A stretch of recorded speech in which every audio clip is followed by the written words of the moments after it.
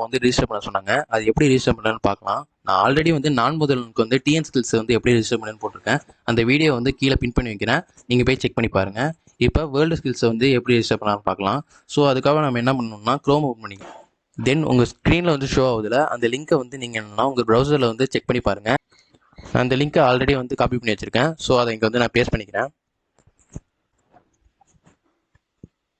தென் இந்த இன்டர்ஃபேஸ் வந்து இப்படி தான் இருக்கும். இதில் வந்து என்ன பண்ணணும்னா நீங்கள் இந்தியன் ஸ்கில் 2025 இருக்குல்ல, அதை நீங்கள் கிளிக் பண்ணிக்கோங்க.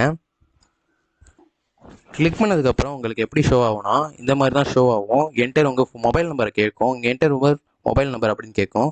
அதில் நீங்கள் என்ன பண்ணணும்னா உங்கள் மொபைல் நம்பர் வந்து என்டர் பண்ணுற மாதிரி இருக்கும். தென் கீழே வந்து அந்த டிக் மார்க் இருக்குல்ல, டேர்ம்ஸ் அண்ட் கண்டிஷனுக்கு நீங்கள் வந்து என்னென்னா டிக் கொடுத்துட்டு கண்டினியூ கொடுத்துக்கோங்க. கண்டினியூ கொடுத்தோன்னா என்னென்னா உங்கள் மொபைல் நம்பருக்கு வந்து ஒரு 6 டிஜிட் வந்து ஓடிபி வந்து சென்ட் ஆகும். அந்த ஓடிபி வந்து நீங்கள் இன்னொரு பாக்ஸ் இன்டர்ஃபேஸ் வந்து ஓப்பன் ஆகும். அதில் வந்து நீங்கள் கொடுக்குற மாதிரி இருக்கும். அது கொடுத்ததுக்கப்புறம் என்னென்னா உங்களுக்கு வந்து ஒரு பாஸ்வேர்டு வந்து செட் பண்ணுற மாதிரி இருக்கும். அதில் வந்து நீங்கள் என்ன பண்ணணும்னா என்டர் பாஸ்வேர்டு, அதில் வந்து நீங்கள் என்னன்னா ஒரு 4 டிஜிட் பாஸ்வேர்டு வந்து என்டர் பண்ணணும். தென் வந்து கீழே வந்து கன்ஃபர்மேஷன் பாஸ்வேர்டு இருக்கும். அதுலேயும் 4 டிஜிட்டை வந்து நீங்கள் என்டர் பண்ணுற மாதிரி இருக்கும். தென் வந்து என்ன பண்ணணும்னா அந்த விண்டோ வந்து அப்படியே க்ளோஸ் ஆயிரும்.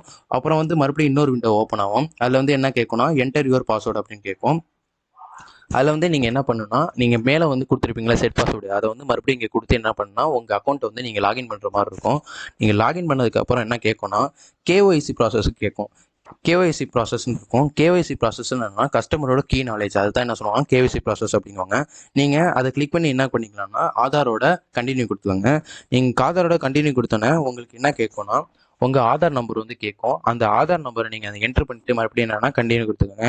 அப்படி கண்டினியூ கொடுத்தோன்னா உங்கள் ஹோல் டேட்டாஸ் வந்து அங்கே வந்துடும். நீங்கள் என்ன பண்ணிக்கலாம்னா அந்த இதில் வந்து போய் நீங்கள் எடிட் பண்ணிக்கலாம்.